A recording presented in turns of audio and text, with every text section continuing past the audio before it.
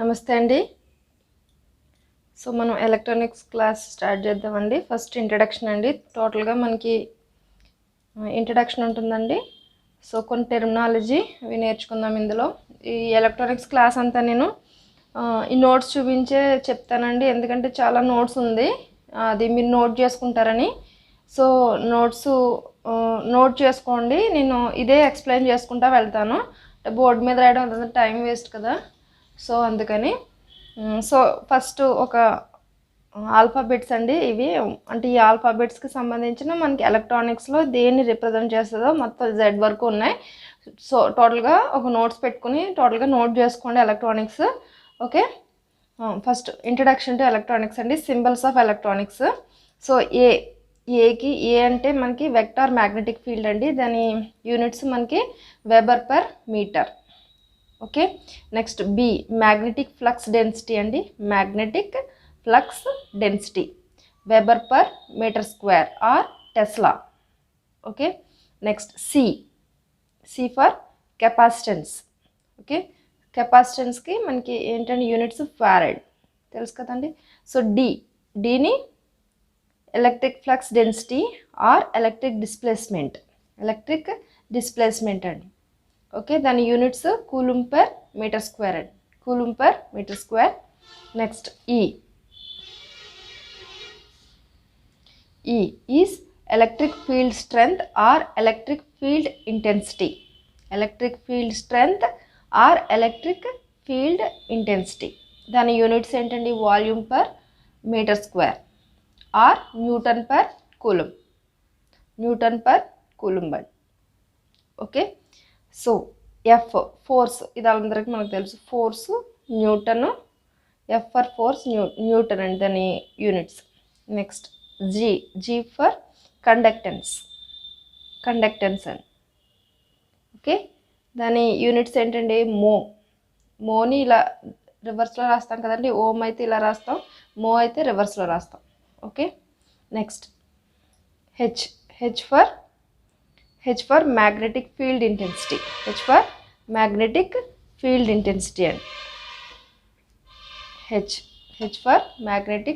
Intensity. Okay, or magnetic field strength. Okay, దాన్ని దేంతో represent చేస్తాం? యూనిట్స్ ఏంటి మనకి? యాంపియర్ పర్ మీటర్, ఇది హెన్రీ అండి. Okay, I for current density.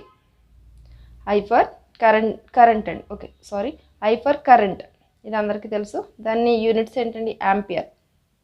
Okay, J for current density. Ampere per metre square. Okay, next K for transformation ratio. Transformation ratio or turn ratio or reflection coefficient అండి.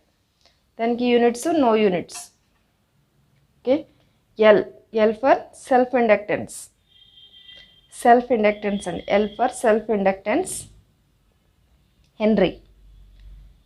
Okay అండి, next M for mutual inductance, దానికి కూడా ఏంటంటే henry. Okay, next N for number of turns, no units అండి. N for number of turns.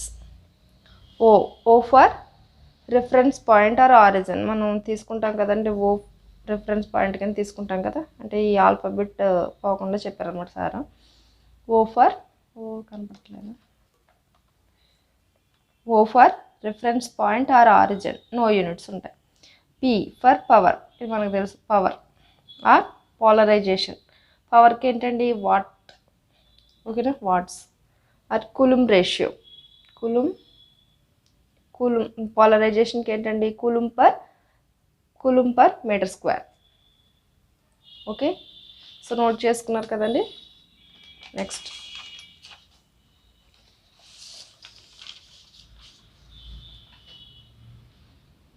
P అయింది కదా. Queue for charge అండి. క్యూకి ఛార్జ్, కూలుంబ్. ఆర్ రెసిస్టెన్స్ అండి. R for resistance, ohms. S reluctance అండి. S for reluctance. Ampere per weber. Okay, T for torque, newton metre. U for initial, ఇవన్నీ మనకి మన ఫిజిక్స్లోనే ఉంటాయి. U for initial velocity metre per second. V for final velocity metre per second or scalar electric potential.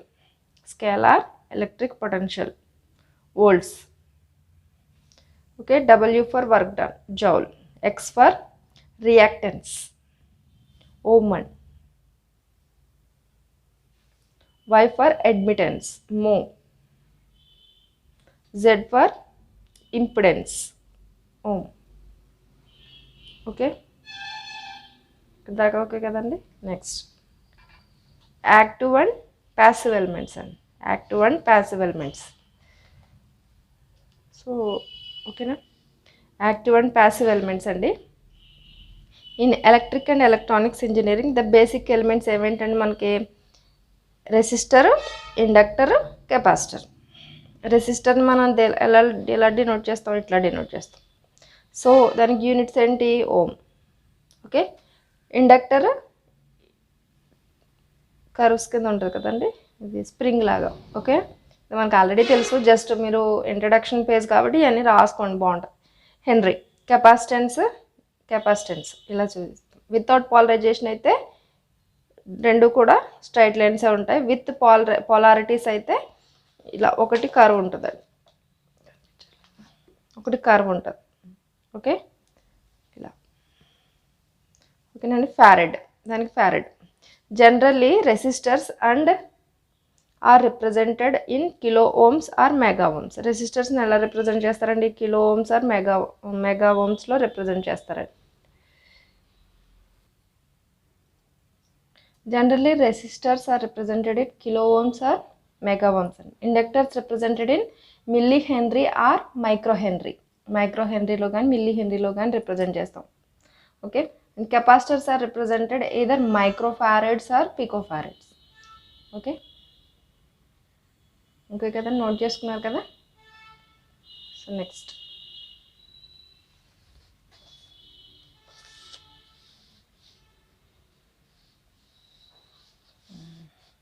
ఇక్కడ చిన్న scale ఇచ్చారండి.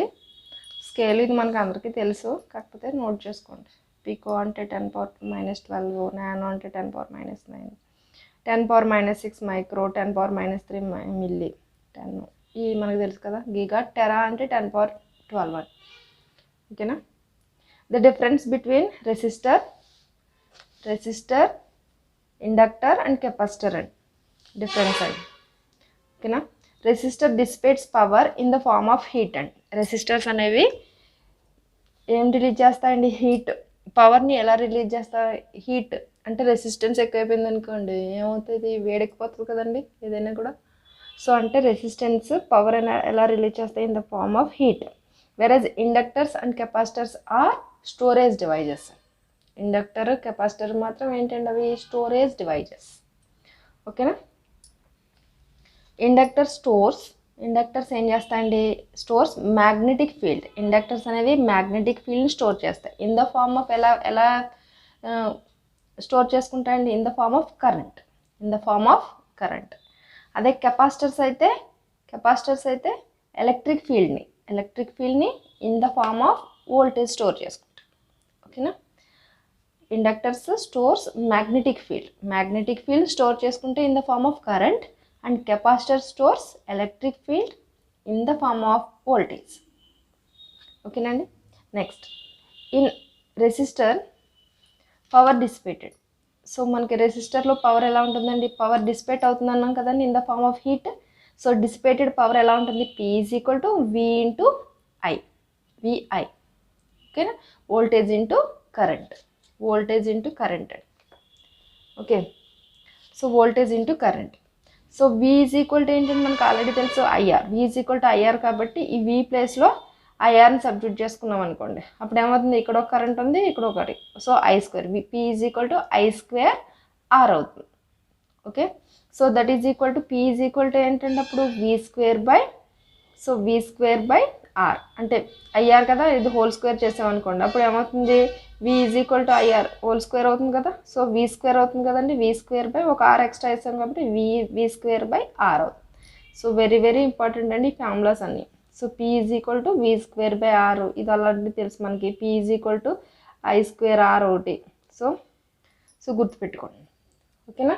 So resistor అయ్యింది. Next inductor. So very very important, ఇక్కడ నుంచి నోట్ చేసుకోండి. సో ఇండక్టర్ చెప్తాను. సో ఓకే, సో ఇదంతా board మీద రాసి ఎక్స్ప్లెయిన్ చేస్తే టైం ఎక్కువ అవుతుంది కదండి, అందుకని ఇది నోట్స్ అండి, ఫుల్ నోట్స్ ఉంది, సార్ చెప్పారు, చాలా బాగుంటుంది. సో కానీ మీకు చాలా యూజ్ అవుతుందండి. సో కొన్ని ఎక్స్ట్రా టాపిక్స్ చెప్పారనుకోండి, సో మనం దాన్ని వేరే చూద్దామండి, వేరే నోట్స్లో చూసుకుందాం. టెక్స్ట్ బుక్ ఉంది కదా. So in inductor voltage across inductors. Voltage across inductor ఎలా తీసుకుంటామండి, VL is equal to L into DI by DT.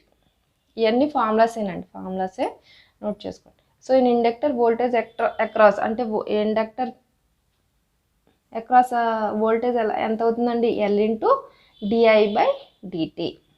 Okay, current through inductor. Current through inductor ఏమవుతుంది, IL is equal to I by 1/L integral V of T డిటిఎన్.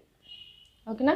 Energy stored in inductor ఏమవుతుందండి, ఈ is equal to 1/2 Li square. ఓకేనా, joules అనమాట. ఓకేనండి. So the reactance of the inductance. So XL is equal to W into LN. Reactance of the inductance ఏమవుతుంది అంటే ఇవన్నీ inductors formulas అనమాట. So IL is equal to W into L. W అంటే ఏంటి, 2πf కదా, మనకు ఆల్రెడీ తెలుసు. 2π into F is the frequency, 2πf into L అనమాట. ఓకేనా అండి. డీసీ అవుతుంటే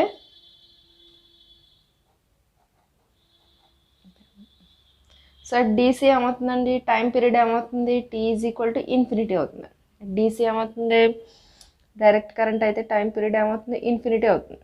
ఓకే, సో అప్పుడు టీ ఏమవుతుందండి, సో టైం పీరియడ్ ఇన్ఫినిటీ కాబట్టి ఎఫ్ అప్పుడు టీ అంటే ఏంటండి, 1/f కదా, time period is equal to 1 frequency కదా. సో ఇది ఇన్ఫినిటీ అవుతుంటే ఎఫ్ ఏమవ్వాలి, 0 అవుతుంది. సో డీసీ అక్కడ ఫ్రీక్వెన్సీ ఏమవుతుందండి, 0 అవుతుంది. So at DC inductor acts as short circuit. ఎలా యాక్ట్ చేస్తుందండి, అట్ డీసీ ఇండక్టర్ అనేది ఒక షార్ట్ సర్క్యూట్ కింద యాక్ట్ చేస్తుంది అన్నమాట. ఓకేనా.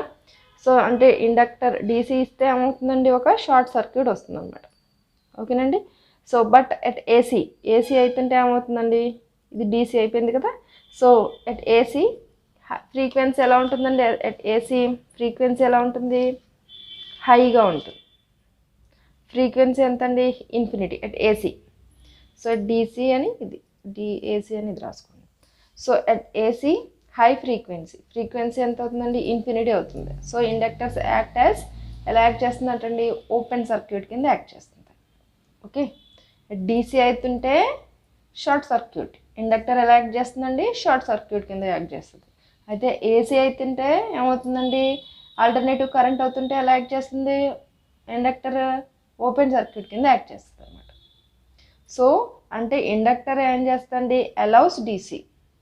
ఇండక్టర్ ఏం చేస్తుంది, డీసీని అలౌ చేస్తుంది. ఓకేనా.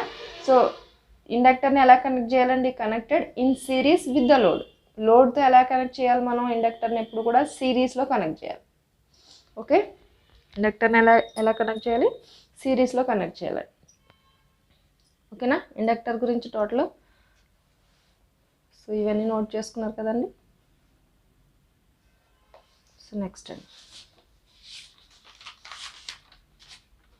కెపాసిటర్ గురించి.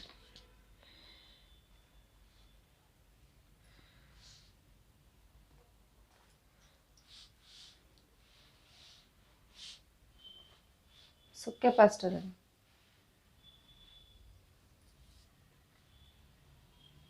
So capacitor voltage across capacitor ఏమవుతుందండి, voltage across capacitor VC is equal to 1/c integral I of T డిటిఎన్.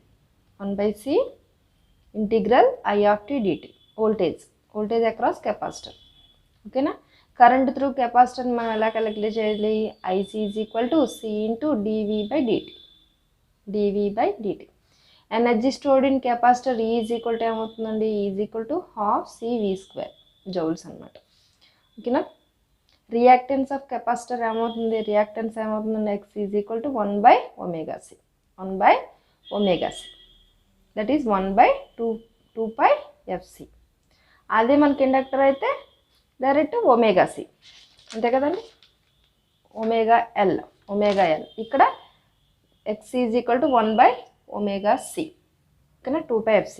So ఇక్కడ మళ్ళీ DC ACకి క్యాలిక్యులేట్ చేద్దాం. అట్ DC ఏమవుతుందో చూద్దాం. DC అయితే DC అవుతుంటే ఫ్రీక్వెన్సీ ఏమవుతుందండి, 0. సో XC ఏమవుతుంది అప్పుడు, X ఈజ్ ఈక్వల్ టు ఏమవుతుంది, F ఈజ్ ఈక్వల్ టు 0 కాబట్టి XC ఏమవుతుందండి, రియాక్టెన్స్ ఏమవుతుందండి, ఇన్ఫినిటీ అవుతుంది. So the capacitor acts as open circuit for DCకి ఎలా యాక్ట్ చేస్తుందండి, కెపాసిటర్ ఓపెన్ సర్క్యూట్ కింద యాక్ట్ చేస్తుంది. అదే AC అవుతుంటే ఏమవుతుందండి, హై ఫ్రీక్వెన్సీ ఇన్ఫినిటీ అవుతుంది కదండి. X ఈజ్ ఈక్వల్ టు అప్పుడు రియాక్టెన్స్ ఏమవుతుందండి, X is equal to 1/∞, 0. So capacitor ఎలా యాక్ట్ చేస్తుందండి, షార్ట్ సర్క్యూట్ కింద యాక్ట్ చేస్తుంది అనమాట. ఓకేనా. సో ఏసీకి కెపాసిటర్ షార్ట్ సర్క్యూట్, DCకి అయితే ఓపెన్ సర్క్యూట్. ఓకేనా.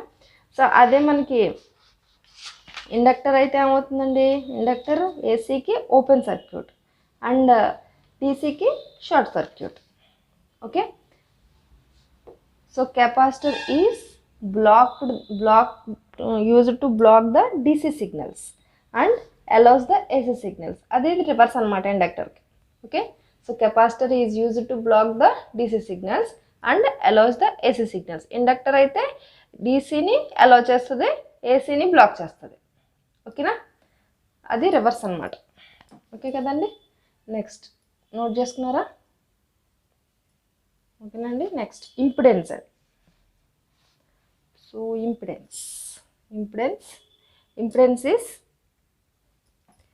combination of resistance and reactance is known as impedance. Combination of resistance and reactance is known as impedance. So Z is equal to R plus JX. X can be due to inductor or capacitor or both. X is equal to ఏమవుతుంది అవ్వచ్చు, XL XC అవ్వచ్చు, లేదా XL plus XC కూడా అవ్వచ్చు, combination of both కూడా అవ్వచ్చు. ఓకేనా. So resistance plus R plus X అనమాట, J ఇంటూ X. ఓకేనండి. So next impedance. ఓకేనా. ఈ డయాగ్రామ్ కూడా వేసుకోండి. So next admittance. So admittance, the reciprocal of impedance is admittance. The reciprocal of impedance అంటే Z is equal to R plus JX అని చెప్పుకున్నాగా. So దాని యొక్క రెసిప్రోకల్నే మనం అడ్మిటెన్స్ అని చెప్తాం. సో దాన్ని ఎలా రిప్రజెంట్ చేస్తాం, y is equal to G plus J into B, where G is the conductance and B is the susceptance. Okay. So introduction అంతా చాలా ఎక్కువ ఉందండి, ఒక 10 pages దాకా ఉంది. ఒకటే క్లాస్లో చెప్పేద్దాం అనుకుంటున్నాను మరి.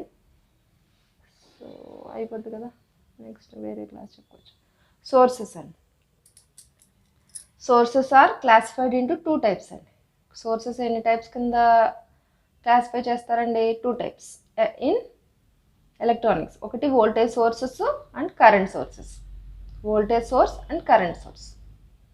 Okay. Voltage sources are classified into మళ్ళీ 2 types అండి. ఈ వోల్టేజ్ సోర్స్నే మళ్ళీ 2 types కింద డివైడ్ చేశారు. ఒకటి DC source and DC voltage source and AC voltage source. DC voltage source and AC voltage source. Next చూడండి. So DC fixed voltage source. So DC voltage సోర్స్లో different types అనమాట. DC fixed voltage source, దాన్ని ఎలా denote చేస్తాం, battery signal ఉంటుంది కదండి అట్లా. ఒక ఫిక్స్డ్ అయితే, వేరియబుల్ అయితే మనకు తెలుసు కదండి, ఇలా వేరియబుల్ సిగ్నల్ సైన్ వేస్తాం కదా ఇలాగా. So DC variable voltage source. ఓకేనా. సో దాన్ని ఇలా రిప్రజెంట్ చేస్తాం. ఓకేనా.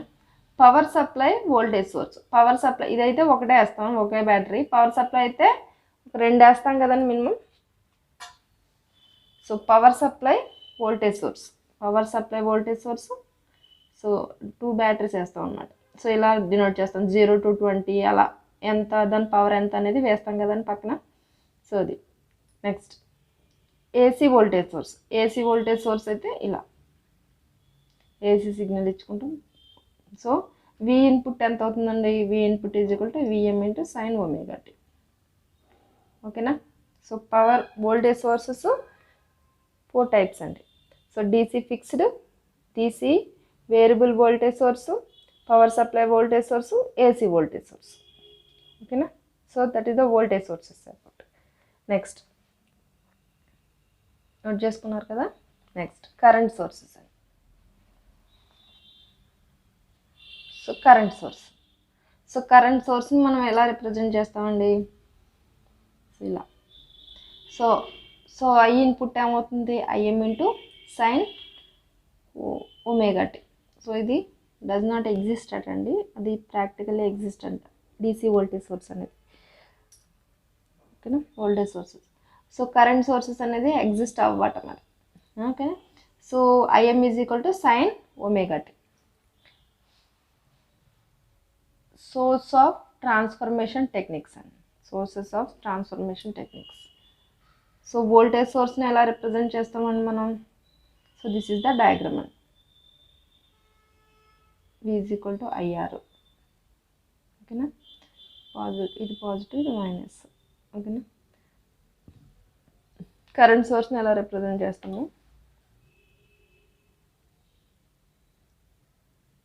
I is equal to V by R. ఓకేనండి. నెక్స్ట్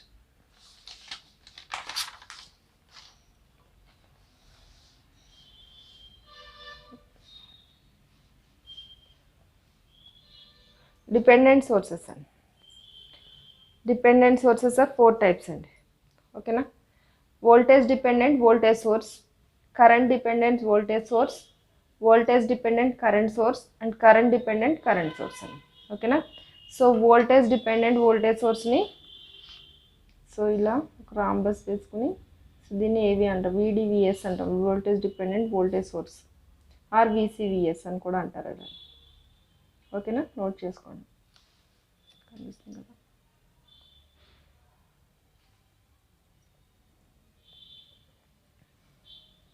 అలాగే current dependent voltage source, current dependent అయితే AI కరెంట్, ఇది ఏవి. సో CDVS అండి, కరెంట్ డిపెండెంట్ వోల్టేజ్ సోర్స్. అలాగే next voltage dependent current source అండి. ఓకేనా, ఈ రెండు వోల్టేజ్ సోర్స్లు, ఈ రెండు కరెంట్ సోర్స్లు అనమాట. VDCS. ఓకేనా, current dependent current source AI. ఓకేనండి. సో నెక్స్ట్ ఓకే కదా, ఇక్కడ దాకా నోట్ చేసుకున్నారు కదా. So next in electrical and electronics engineering RLC, resistance inductance capacitance, are known as linear elements అంటారట. ఎందుకు, ఓకేనా, ఈ మూడింటిని ఏమంటాం, linear elements, because these elements satisfy Ohm's law. Ohm's లాస్ని సాటిస్ఫై చేస్తాయి కాబట్టి ఈ 3 ఎలిమెంట్స్ని ఏమంటాం మనం, లీనియర్ ఎలిమెంట్స్ అంటాం. Next Ohm's law. At constant temperature, current is directly proportional to applied voltage. Current is directly proportional to applied voltage. ఓకేనా. So current అనేది directly proportional to applied voltage. I is directly proportional to V. That is equal to V, proportionality constant 1/R అని తీసుకుంటే V is equal to 1/R, I is equal to 1/R into V. That is equal to V is equal to IR కదా, మనకు సింపుల్గా తెలిసింది. So దీన్ని గ్రాఫికల్గా ఇలా represent చేస్తాం. Vకి Iకి మనం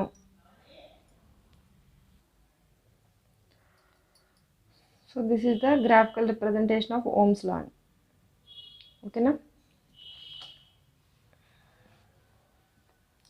depending of RLC networks are classified into 3 types అండి. ఓకేనా.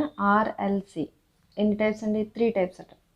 సో 3 టైప్స్లో ఒకటి RC network, RL network and RLC network. ఓకేనా? సో మాకు చెప్పిన సార్ ఇంజనీరింగ్ అనుకుంటా అండి, ఫుల్ మనకు అదే చెప్పారు. కానీ బేసిక్స్ అండి, బాగుంటుంది ఇది. సో బేసిక్స్ అన్ని నోట్ చేసుకోండి. సో ఆర్సీ అంటే RC network and RL network and RLC network. ఓకేనా? So RC networks are classified into 2 types అండి. ఆర్సీ నెట్వర్క్ ఇక్కడ నుంచి high pass, low pass diagrams కొంచెం చిన్న చిన్నగా వేసాను, చూసుకుని వేసేసుకోండి. ఓకేనా? సో ఆర్సీ నెట్వర్క్స్, మరి ఈ RC network first RC network కదా, అవి మళ్ళీ 2 టైప్స్ అంటే high pass, low pass. High pass and low pass. So next note చేసుకున్నారు కదా.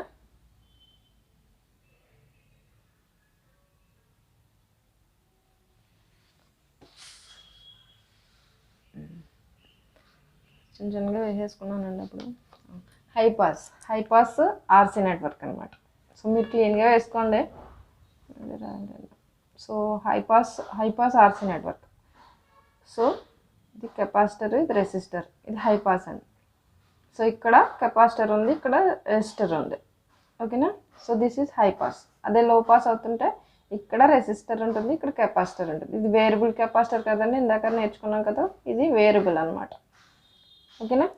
సో అక్కడ ఇప్పుడు ఎక్సీ ఏమవుతుందండి, కెపాసిటర్ రియాక్టెన్స్ ఏమవుతుంది, 1/2πfc. ఇందాక నేర్చుకున్నాం కదా.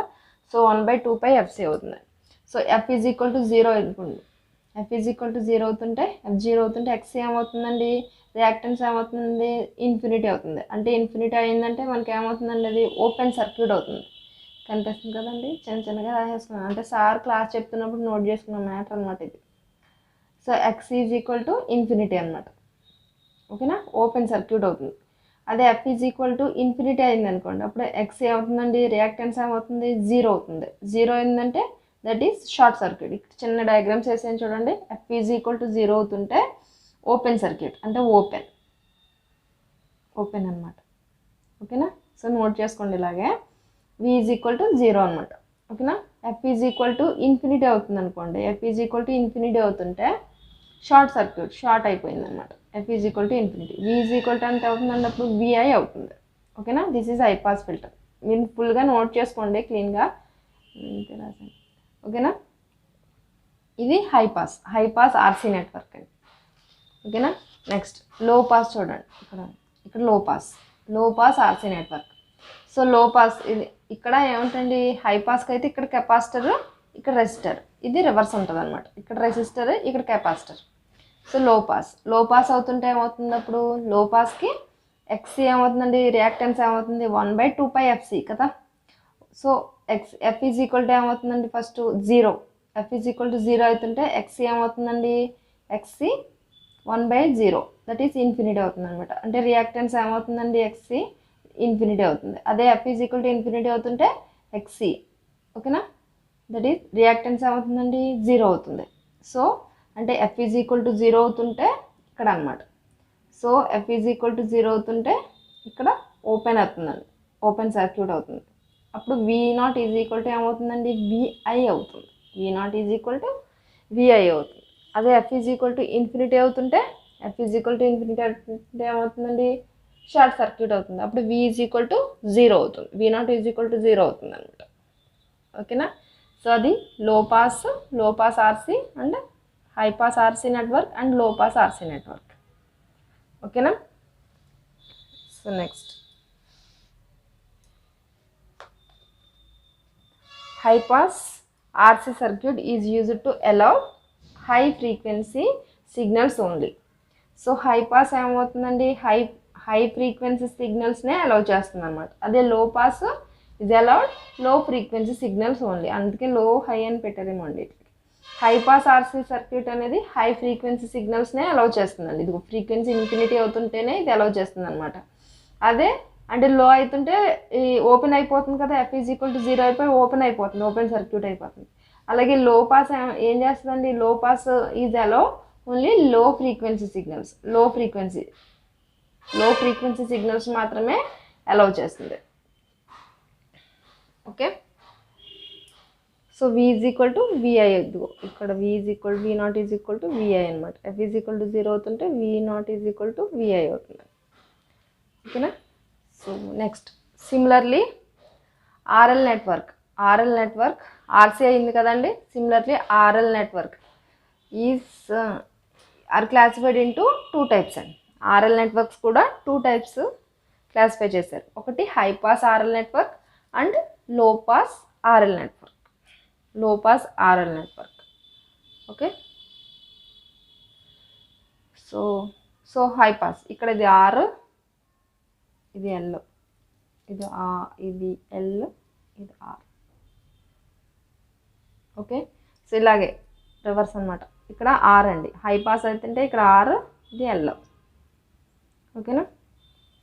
సో ఇక్కడ కూడా సేమ్ అండి. సో ఇక్కడ కూడా ఫ్రీక్వెన్సీ ఇక్కడ చూడండి, హై పాస్ కదా, హై పాస్ ఆర్ఎల్ నెట్వర్క్ ఇలా డినోట్ చేస్తాం. సో హై పాస్ అవుతుంటే so f is equal to 0 అవుతుంటే ఏమవుతుందండి, v ఈజ్ ఈక్వల్ టు 0 అవుతుంది. So XL is equal to ఏంటండి, W ఇంటూ L కదా, మనం ఆల్రెడీ రియాక్టెన్స్ చెప్పుకున్నాం. WL that is 2πfL. ఓకేనా. సో ఇక్కడ f is equal to infinity అవుతుంటే v ఈజ్ ఈక్వల్ టు ఏమవుతుందండి, VI అవుతుంది. v ఈజ్ ఈక్వల్ టు ఏమవుతుంది, ఇక్కడ ఓపెన్ సర్క్యూట్ అయిపోతుంది అనమాట. f is equal to infinity అవుతుంటే, f is equal to infinity అయింది అనుకోండి, XL ఏమవుతుంది, XL is equal to infinity అవుతుంది. దట్ ఈజ్ ఓపెన్ సర్క్యూట్ అవుతుంది. అదే f ఈజ్ ఈక్వల్ టు 0 అవుతుంటే XL ఈజ్ ఈక్వల్ టు 0 అవుతుంది అనమాట, షార్ట్ సర్క్యూట్ అవుతుంది. ఓకేనా.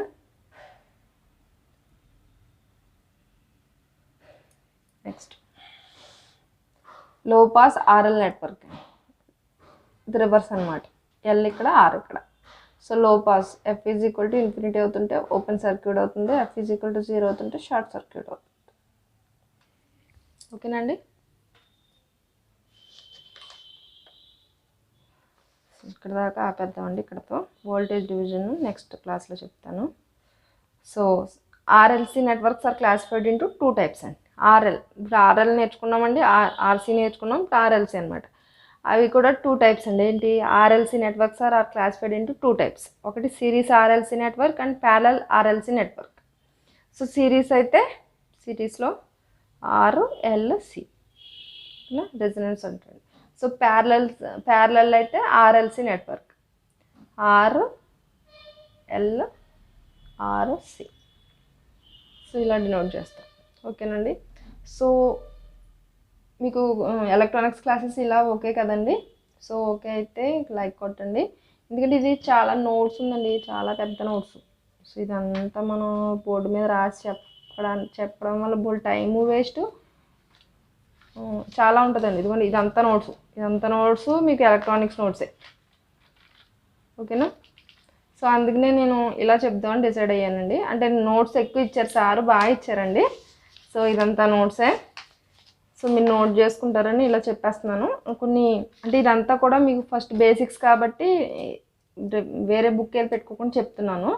సో ఇది అయిపోయిన తర్వాత నుంచి ఎక్స్ప్లెయిన్ క్లారిటీగా చేద్దామండి. మిగిలిన ఎలా చేయాల్సిందే అలాగా.